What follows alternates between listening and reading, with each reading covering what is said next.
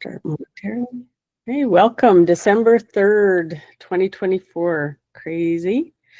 Thanks for the folks who have joined today. And I'm going to open the call. I know hopefully everyone has found the agenda, which is pretty loose today. I think everyone came in from a very busy period and it's still very busy even at this time of year.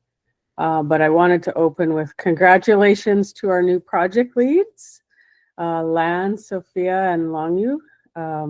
We corrected some paperwork that should have been done much earlier to make sure that the people who are taking care of the AQAvit project are the same names that are set as project leads for the project. So very good to see. And I know you guys have been acting as project leads for the last many years already. And I'm glad that you're now officially in the paperwork marked as project leads. So having said that, I don't know, perhaps I would share the screen, but if actually people have issue 5322 open, and if you see that you're next up on the proposed agenda, maybe I'll just invite you to share the screen. Aqua test pipeline enhancements and demo. Lan, was that you? I think you had originally put that in.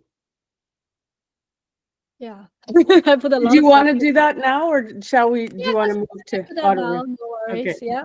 Yeah. Okay, great. Okay, just let me find.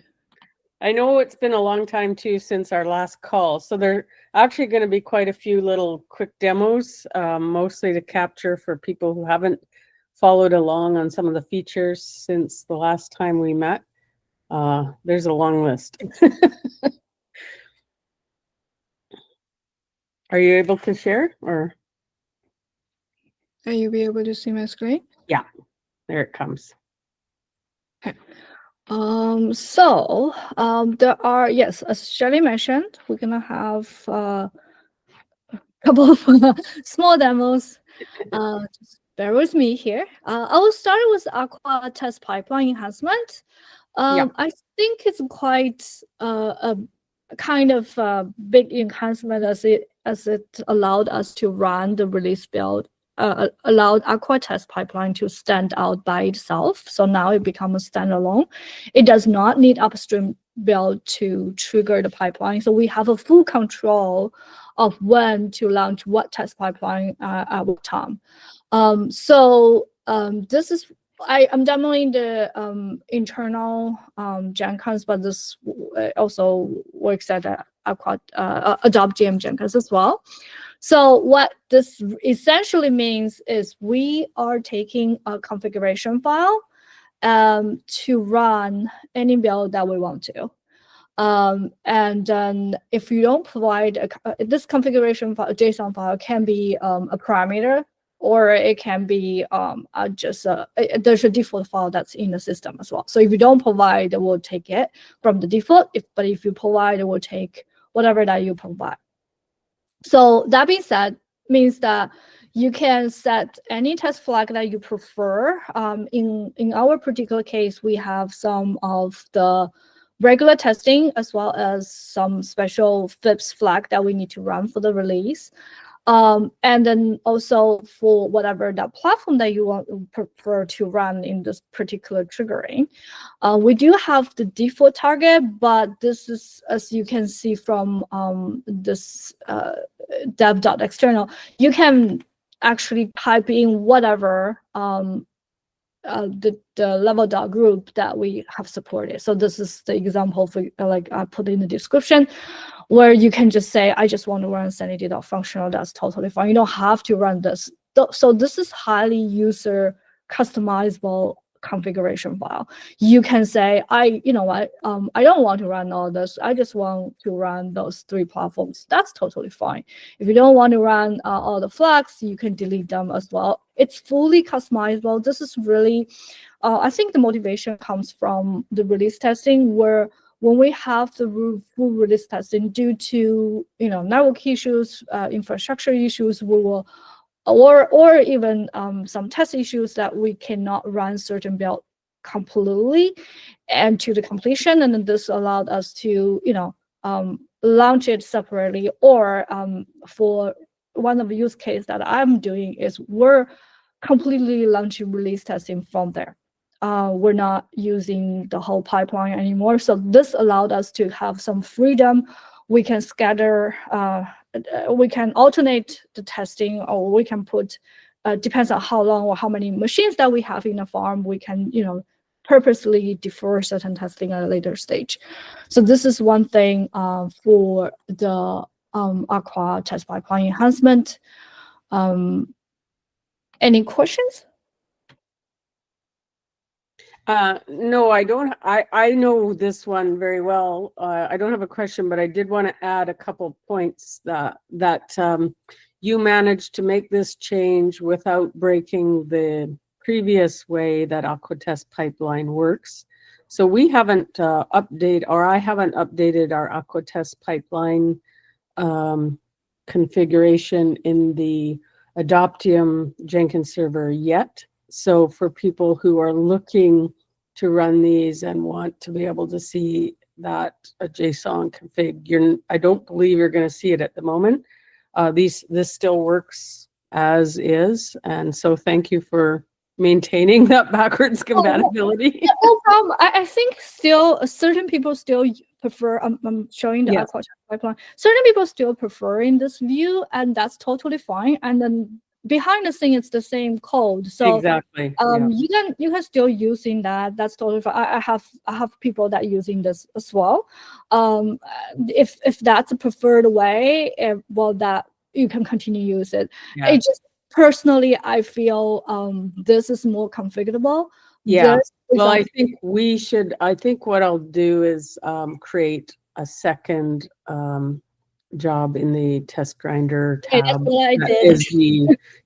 That gives you the flexibility. So what I find with users using our stuff is if it's too complicated, we get complaints. But if it's not powerful enough to be highly editable, we get complaints. So those two things are not always right. Possible to do both, but having the two jobs with the two different ways you could configure them is probably the right approach. Yeah, and then also all the you don't need to worry about the test pipeline. If it's not created, it will automatically create it for you, and you also can force generate all the pipelines if you want to from the one that you triggered. So you don't need to worry about the downstream. So all being taken care of. Another thing that I want to mention is that moving forward, the plan is, well, at least from OpenJNI point of view or summary point of view, is we're going to use this for the release, the nightlies and weekly runs. So that means this pipeline will be triggered through the upstream SDK pipeline. And I also added here as a problem. So that means we'll take the default JSON file from the repository, but then the upstream pipeline will be able to tell us, okay, this is the SDK for, let's say, XLNX. Then we will set the XLNX. Even though we have the full set here, we'll also only run XLNX. So that's kind of what we will evolve in the future. Just a heads up here. Yeah, that's great. Did anyone else have questions around this feature? And this, again, doesn't affect, for those who are in the Tamarind Compliance Project, and I won't go into detail, but we use AquaTest Pipeline to remotely trigger AquaTest Pipeline to run those things. Since we're backwards compatible, I don't think we need to make any changes on that front. But yeah, other questions? No? All right, thank you, Lan. That's a fantastic improvement, because I will also say decoupling build from test is possibly something that's valuable also from the perspective of propagating up status. At the moment, we're still getting hit with a lot of test jobs that don't run or don't complete. And then that marks our top level build parent job as failed, which can hide other things. So it is an option to decouple should we choose to do that. Anyway, I'll let you move on because I think I know that was my segue into. No, actually, you're right. And on top of that, because of what they want to do with the SPS, the secure pipeline, and there may be the requirement that the build move to another or something. Exactly. Yeah, so it allows for us to maintain that relationship, but not be tied right into it. Right. Yeah. Great. Okay. So next feature I want to talk about is the rerun failure build. So if you remember in Jenkins, the status of Jenkins, particular Jenkins build is either successful, which you see it's green, or abort. Successful meaning that you run to all the tests to the completion, right? Everything's happy. And then aborted is another status of a build, meaning that the build got killed or timed out. And then the third status is unstable, which that's where it's most interesting, I guess, is I will have an example for you guys. This is unstable build. You will see the little icon here was a tooltip of unstable, and you can also see that from at the end of the build, it will say finished state of unstable. So this means that the build run to the completion, but there are test failures. So in this particular case, well, this is a parent build, but if we can navigate to the child build, we'll see, oh, this child build is unstable, meaning that I just want to quickly show there's test failures. So all those tests failed. Those are the cases we want to debug into it. And then there's fourth status is failure. Failure is a red icon, and then tooltip will be saying failed, and at the end of the console output, it will say failure. So this is a case where the build didn't run to the completion. There is something happening, say, for example, disk space is full, build cannot continue, SDK cannot be unzipped or cannot be downloaded, like logs cannot be uploaded, stuff like that, will cause the build into failure state. And so if you recall, I think we already talked about the auto rerun on the failure test build. So unstable build, meaning unstable build. So this is already implemented where if there's failed test which result build to be in an unstable state, will automatically rerun. So you will be able to see from the parent, sorry. So we know that this build, and test list underscore one is in unstable state. And then later on, we have this rerun trigger to run the failed test in that particular build. So any child build that's in unstable state, we will have a build automatically triggered with underscore rerun for the failed test. This is to save triager's time, right? Because the next thing we will do, or triager will do, is say, okay, I want to see whether this is machine related or whether it can be reproducible. Then that's what they do. So we'll try to automate this step by automatically triggering the rerun build. This is enabled by a flag called rewrite iteration, and you'll be able to specify how many times you want to rerun. I believe in our case, we run 3 times. But this is... And in the Adoptium case, it's once, just right. for awareness for people. Right, and then for some build, we may decide not to rerun. Let's say dev.functional. I'm just giving an example here, right? So it's highly customizable per build. So you can decide how many times to run or whether you want to run it or not for pretty good build. So this is rerun on the failure test build. And then what the new feature that we introduced is the rerun for the failure. Sorry, we were talking about this rerun on the unstable test build. Then now what we want to do is rerun on the failure test build. So failure, again, failure is basically talking about, we didn't run to the completion. And during the release time, this is super, I guess, time Valuable. yeah. Well, yeah, it is time consuming for the triager or for the whoever that launched the build. It is really valuable if we can get this automated, right? During the release, we have to make sure all the build run to the completion, and then we can start the triage work. But if the build even didn't run to the completion and failed in the middle, we have to rerun them, and it's a lot of work for people to rerun them. So the new feature is being triggered by a flag called rerun failure. That's a Boolean at this point. And in this example, I have my build, my original build all in the failure state, right? And then the rerun build triggered.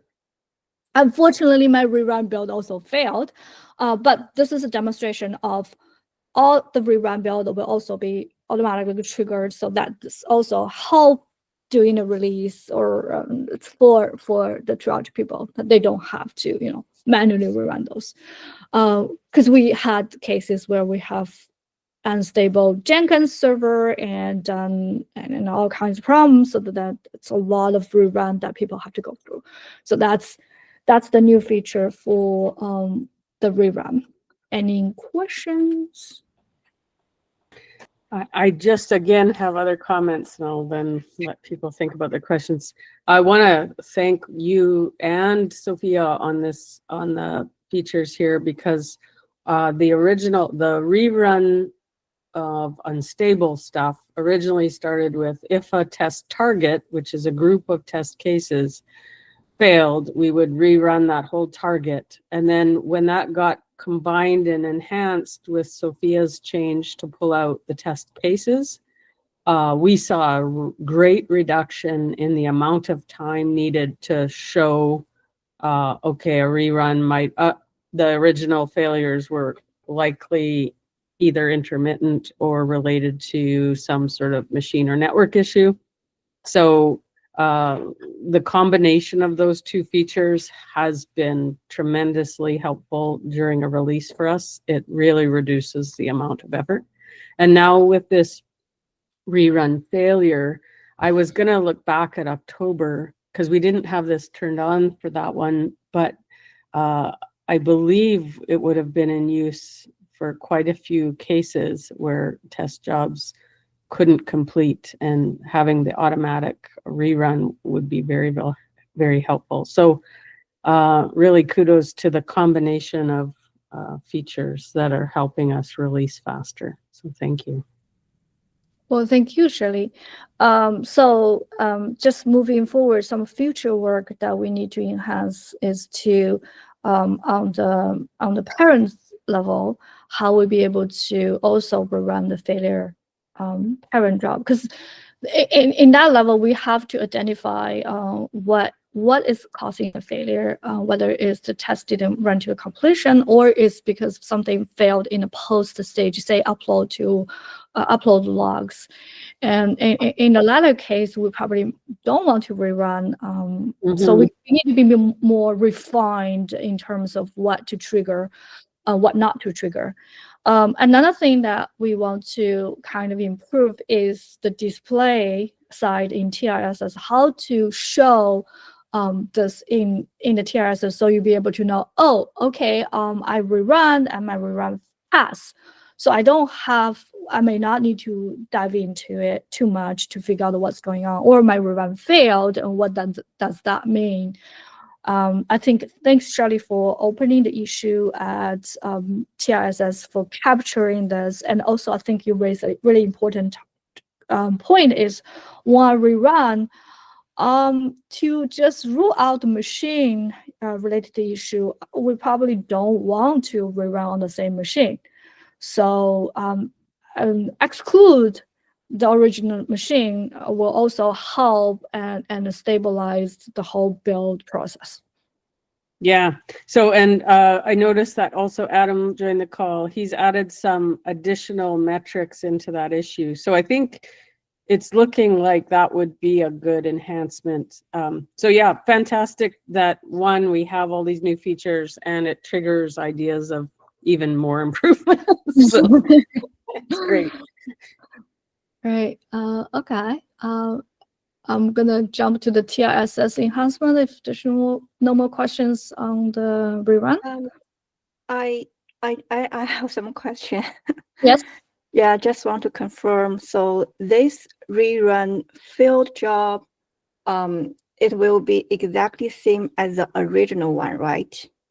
What do you The mean by field- exact? I mean, like for the parameter, all the parameters the same. So I think there's a different parameter now.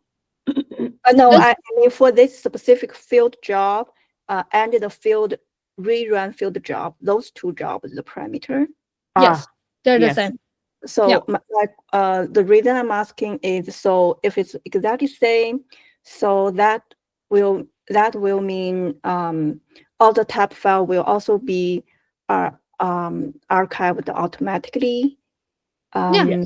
Yes. And I don't have a this one failed, so I don't have example. It should be archived. Yeah. okay. I did see that that does work on Okay. a different So one that yeah. also, so for this rerun field job itself, if it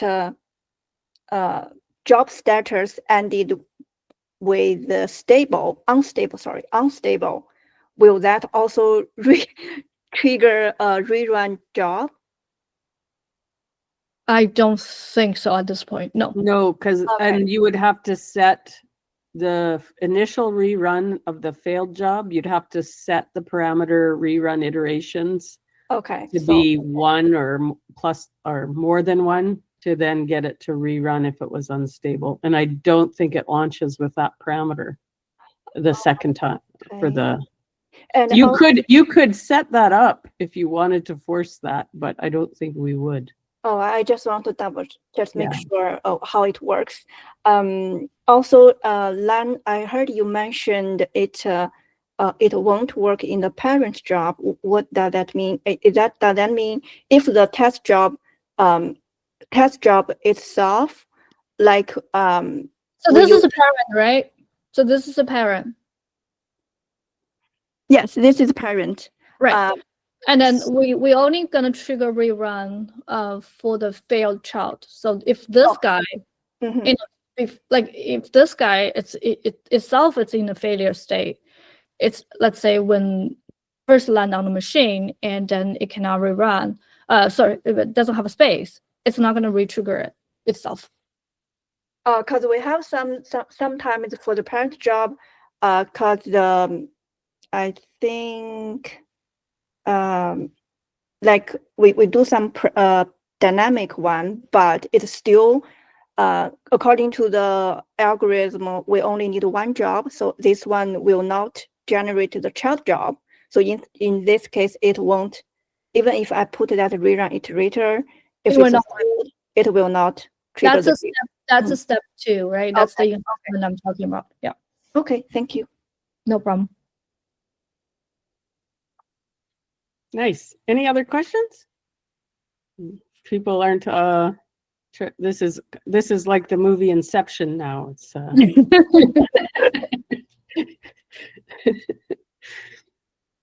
Shall we move on to we're bulking up all the land stuff at the front end, but I see we've got some. I'll be quick.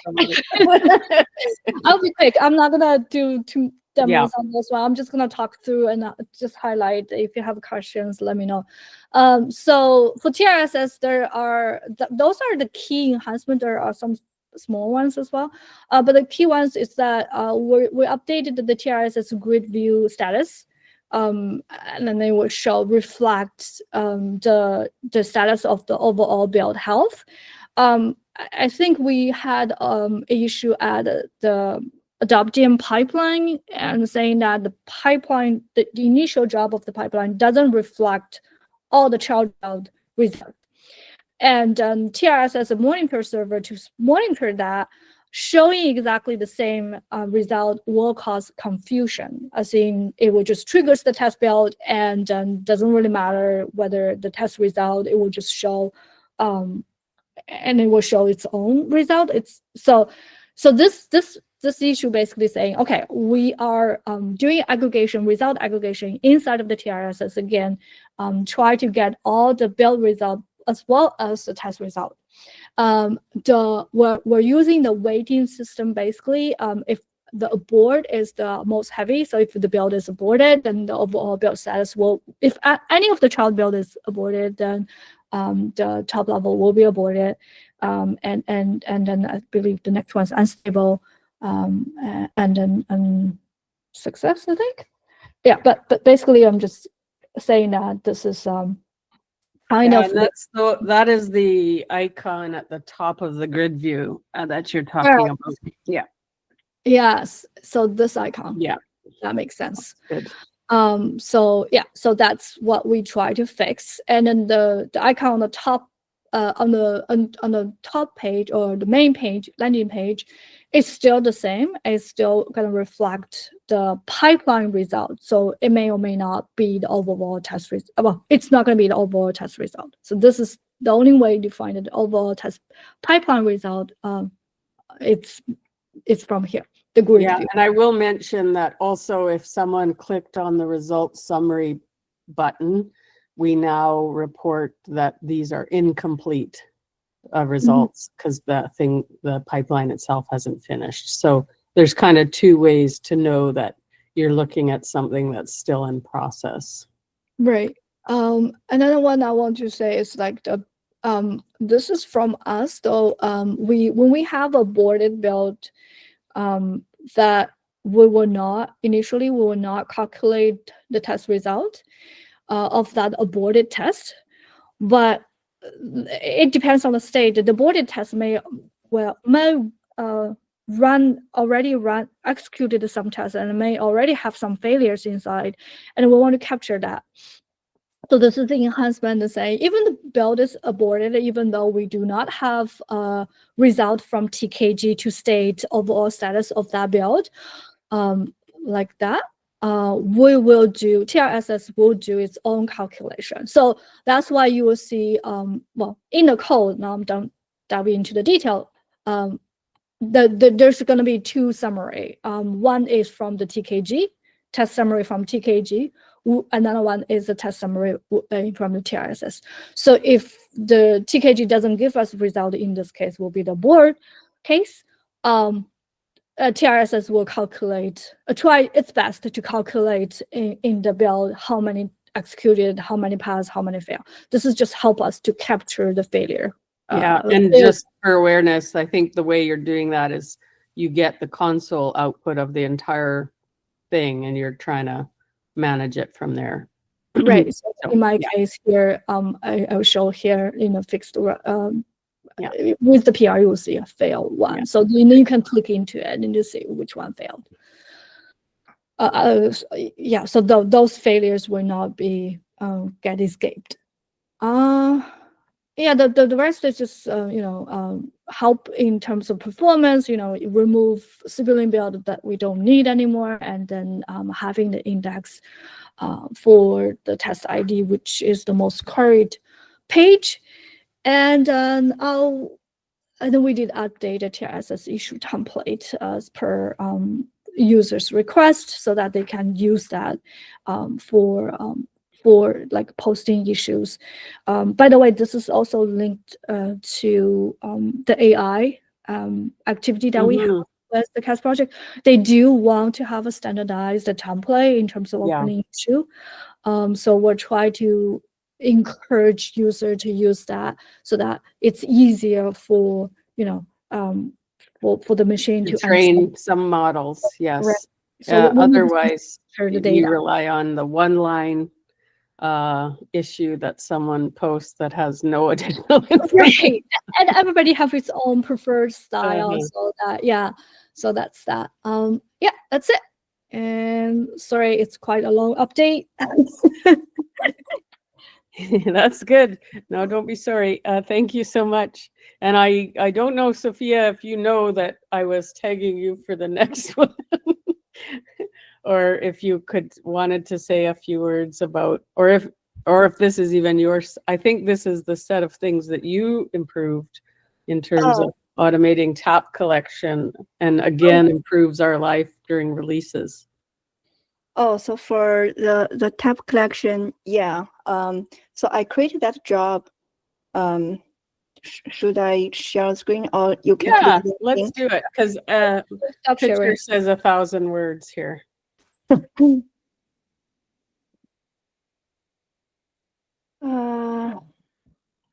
And as you're finding the tab to share, I'll just say, so tap collection at the end of the release, all the releases are done. We've run 1 billion tests.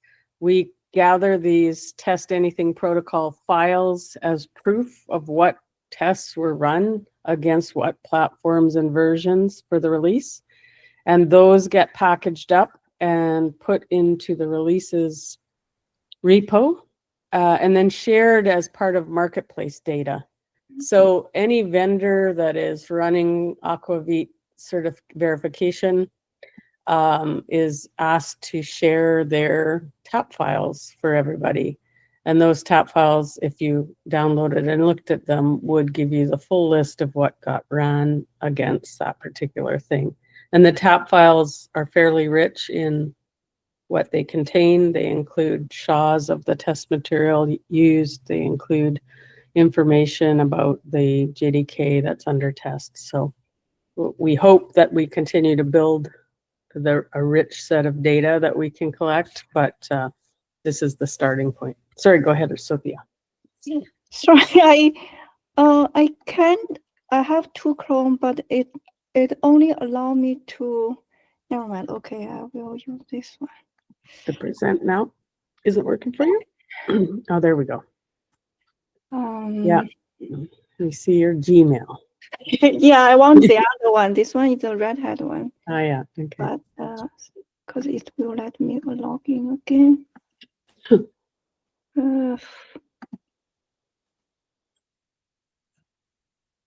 If you have a, okay, there we go. I was going to say. Yeah. Yeah.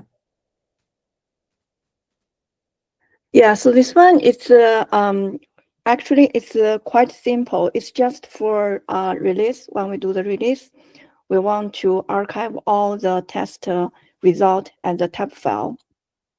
So this job, what people need to do is just what? Not the configuration, sorry. Build with parameter. What people will need to do is we, when for the release, we will do the test triage. It will be put in the Aqua test repo. So people will just put the Aqua test triage issue number, and then we put the upstream release job and its job number, and do the build. So what it will do, it will grab all the tab files from the release pipeline and combine with the any attachment attached to the release triage issue. Everything will just be combined, archived as one tar file. So like this one, which will be ready for you to do. We finally, for the release, we'll do the release the tab file test result. Where is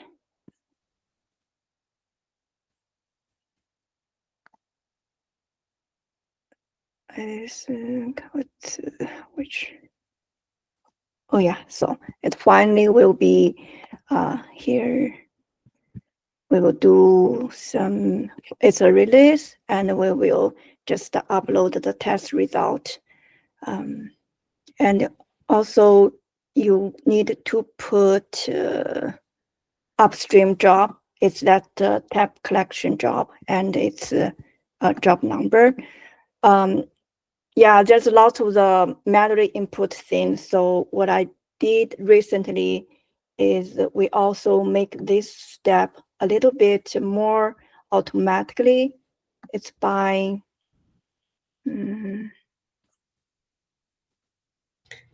Probably similar to what you do with the triggering of release of the JDK binaries.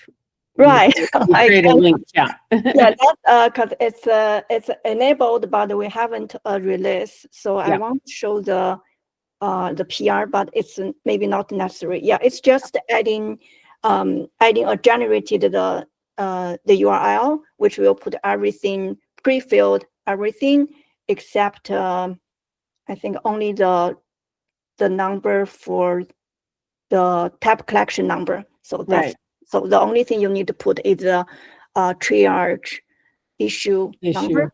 Yeah. And where does that link get put? Similar at the end of all the other GDK, public GDK link. Right. We have a bunch of them, and at the end there's a separate one. It's for the tab result specifically. Nice. Did you update the release notes or checklist with this? Or Oh, that's a fairly new change. That maybe not. Yeah. Maybe not. Yeah, I will Okay. double check because the Yeah. PR was in maybe weeks ago. So Yeah. Great. And again, lots of people didn't know this. A lot of these steps were happening manually. I think it was a pain point for you and I and a very short set of people having to do this at the end of the release. But nonetheless, it really does speed up the finalization of all the steps in the release checklist for us. So I do very much appreciate that. And I think it can hook in eventually to some previous features that Lan and team added, which were to verify the contents of the TAP files. But this one is more about gathering them and making sure they're put in the releases repo. Yeah, great. Questions for Sophia? Anyone? If not, I guess we can move on. I think the next one might be you, Longyu. Container-based testing? Yes. Yeah. Sure, I will share my screen. Great, thanks.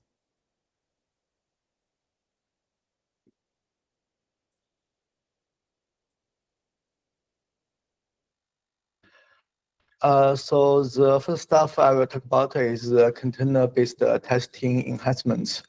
So a big improvement we did for this one is inherent the Jenkins Aqua test repos and the test env. So some background about this is for our Aqua tests, we have like functional tests, OpenGD test, perf test, and we also have the category of external tests. So in this one, we got a lot of container-based testing. So for many of the containers, during the container, we set up a similar environment as our bare metal machines or VM machines. But during the release, the problem we found is sometimes inside of the container, the testing environment, the branches, it's different from the release branch. And also for our release, since we have introduced the test env files with the test env.property files. So in the test env.property files, we will be able to define all the branches we want to use for the specific testing, especially during the release. So for the container-based testing, we inherit all of the properties to use these files to grab the same branches.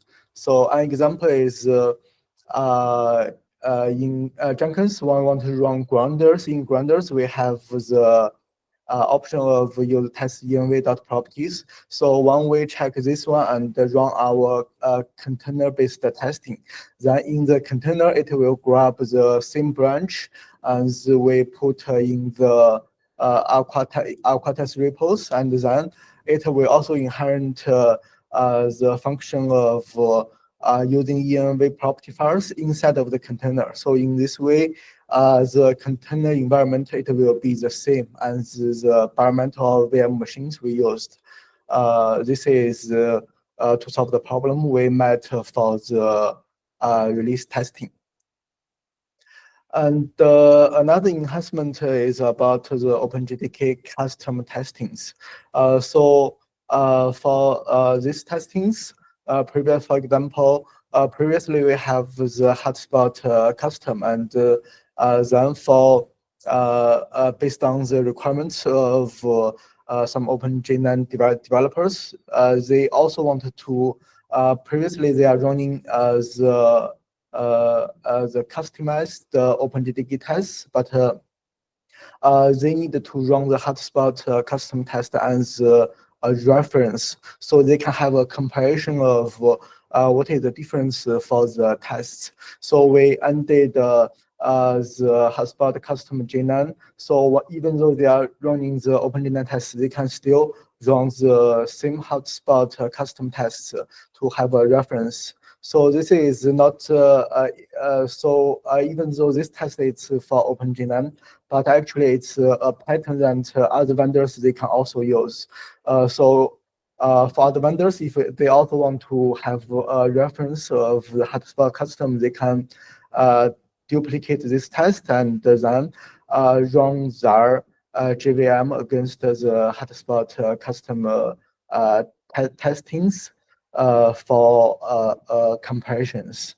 So those are the improvements we did for the container-based testing and the OpenJDK custom testings. Nice. Well, for that hotspot custom test, I presume that's, do you have that disabled? Like that doesn't get run in the OpenJ9 nightly, or does it? And then it hasn't, you've just selected a default class that it's going to run against that works, or? Yeah, yeah. for the default class. Gotcha. Yeah, great. Nice. Awesome.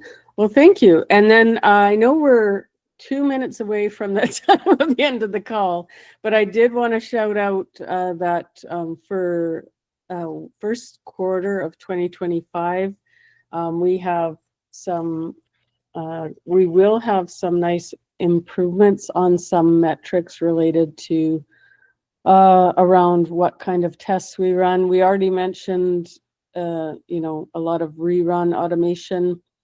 One of the things that G had looked at earlier this year was, could we measure how much stuff needed manual intervention during a release? And could we take a look at that even retroactively on old releases? But even just if we're looking forward and measuring it from January release onward, it will be nice for us to start collecting these metrics, because it makes it way easier to improve things based on some real data. So we have a couple of guest engineers from Red Hat working 1 day a week on looking at adding some metrics, some additional metrics into TRSS. So we'll be able to pull that and visualize that in a nice way. So that's coming up in 1Q. And then also I had a placeholder trestle pipeline.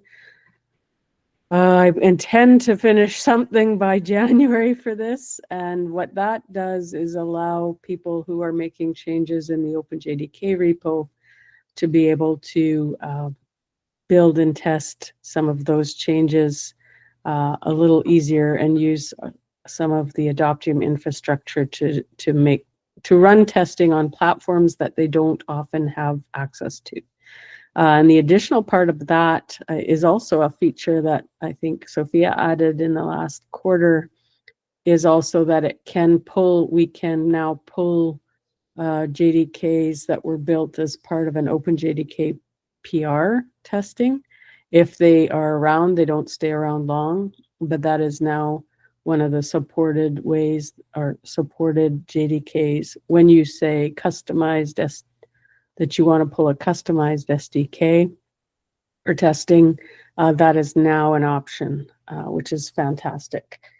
So concluding AOB, I want to open up the floor to any other business that people wanted to bring up today in this fourth quarter, December 2024 call.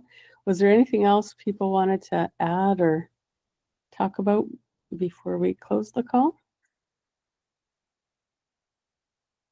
I will, Carmen, do you mind? I opened with project leads, Carmen, you missed it at the front of the call, but I do want to mention, I think there's a teaser from Carmen that there might be some AQAvit swag coming into our Eclipse Adoptium store. So that's something to look forward to as well. So, yeah. Anything else that people wanted to talk about? Once again, welcome Longyu, Sophia Lan. You've been here all along doing all kinds of crazy great work, but now you are the project leads of AQAvit. You join a couple of others of us to make sure that we continue to go in the right direction with this project. So really great. Well, Anything thank else? you. I'm honored. Well, it's long overdue. All right. Okay, well, we'll close the call here and I'll make the recording available. I'll shoot a note into the Slack channel. Thanks everyone for joining today. Thank Talk to you you. soon. Thank you. Bye. Bye.